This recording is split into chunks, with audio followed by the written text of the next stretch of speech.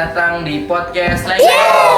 Tempat kita seru tentang bahasa, teknologi, dan masa kini.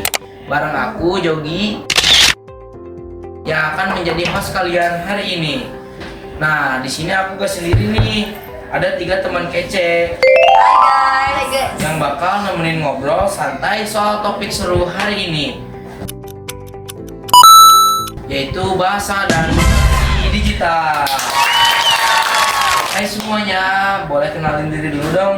Hai guys, kenalin aku Novis. Anak digital yang setiap hari hidup di dunia online. Halo, aku Rahma. Pencipta bahasa yang percaya kalau kata-kata itu bisa mengubah dunia. Dan aku Idrip, pengamat sosial yang suka kasih opini kadang komentar gitu. Kita semua tahu ya, gaya bahasa Gen Z sekarang tuh beda banget sama generasi sebelumnya. Nah, Novi, menurut kamu kenapa bisa begitu? Iya, karena di dunia digital membentuk cara kita ngomong. Di media sosial orang pengen cepat, tapi tetap ekspresif. Jadi muncul kata-kata kayak bestie, vibes, literally, dan gaspol. Kadang 3 bahasa bercampur jadi satu. Bener banget, dalam linguistik itu disebut alih kode atau kode mixing. Kita gak sadar sering campur bahasa Indonesia, Inggris, bahkan bahasa daerah juga. Nah, contohnya kayak bestie, literally, hari ini aku coba banget tuh satu kalimat tapi 3 bahasa. Iya juga ya, tapi keren juga karena bahasa itu hidup dan terus berkembang.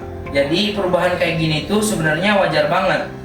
Nah, sekarang kita bahas gimana dunia digital sendiri memengaruhi bahasa. Novi, kamu kan anak teknologi banget nih. Iya banget, di dunia digital bahasa gak cuma berupa kata, tapi ada simbol dan juga gambar, emoji, memes, singkatan kayak LOL, by the way, OOTD. Itu semua bagian dari bahasa visual, cara orang berekspresi semakin beragam. Setuju, bahkan emoji bisa punya makna ganda. Misalnya emoji nangis bisa berarti sedih, tapi juga bisa berarti ketawa banget, tergantung konteksnya. Nah, itu dia, tapi hati-hati juga salah pakai emoji, bisa bikin salah paham. Pengen aja kamu kasih tanda tanya ke dosen, bisa-bisa nilai kamu langsung turun. Iya banget, makanya bahasa digital punya aturan tak tertulis. Kita harus peka sama konteks dan budaya online yang berlaku. Sekarang topik yang sering banget jadi perdebatan nih. Banyak orang bilang bahasa gaul bikin bahasa Indonesia jadi rusak. Nah, Rahma, menurut kamu gimana nih? Menurutku sih enggak, bahasa gaul itu bagian dari kreativitas. Selama kita tahu kapan harus pakai bahasa formal dan kapan boleh santai, gak masalah. Setuju banget. Aku juga ganti gaya bahasa tergantung konteks. Kalau di sosmed ya santai, tapi kalau di kampus atau tempat kerja ya pakai bahasa baku. Itu namanya kode switching. Nah, justru itu bukti kalau Gen Z itu fleksibel dan adaptif. Bisa nyambung di semua bahasa, gak ngerusak bahasa gaul, tapi malah memperkaya. Wah, bagus banget ya. Jadi bahasa gaul itu bukan ancaman, tapi bagian dari evolusi bahasa Indonesia. Kalau kita lihat di opini publik, banyak orang tua yang khawatir anak muda zaman sekarang tuh bahasanya aneh-aneh. Nah, gimana nih tanggapan kalian? Menurutku justru itu kreativitas generasi muda menciptakan cara komunikasi baru lebih cepat dan relevan. Benar, dunia digital ngasih ruang buat semua orang berekspresi. Dari TikTok, Twitter, sampai Threads, setiap platform punya gaya bahasanya sendiri.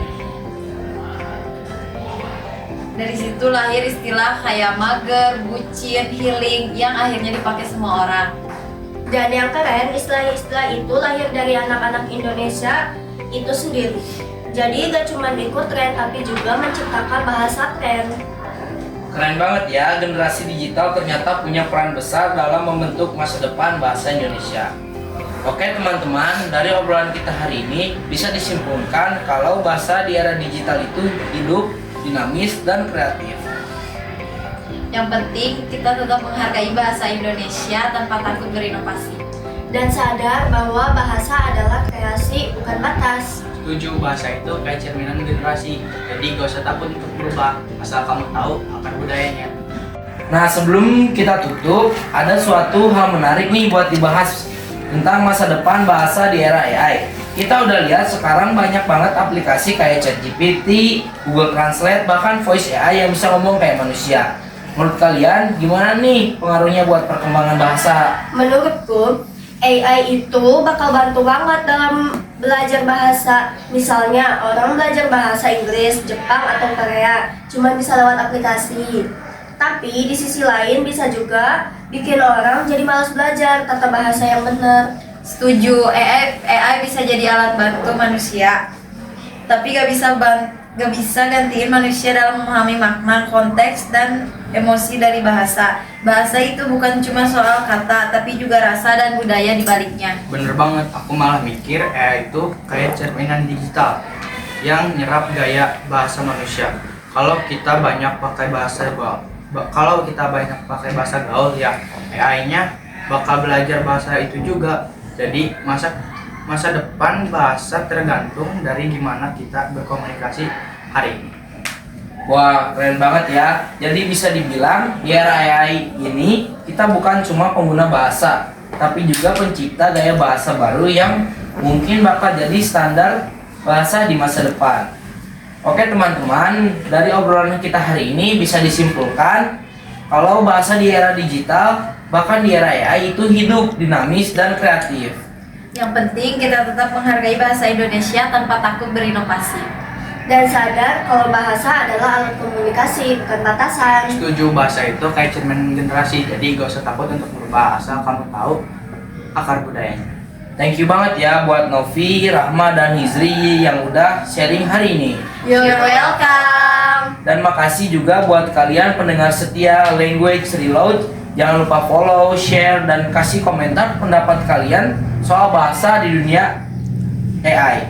Sampai ketemu di episode selanjutnya. Bye. Kan emoji bisa punya makna ganda. Misalnya emoji nangis bisa berarti sedih, bisa berarti tapi jangan.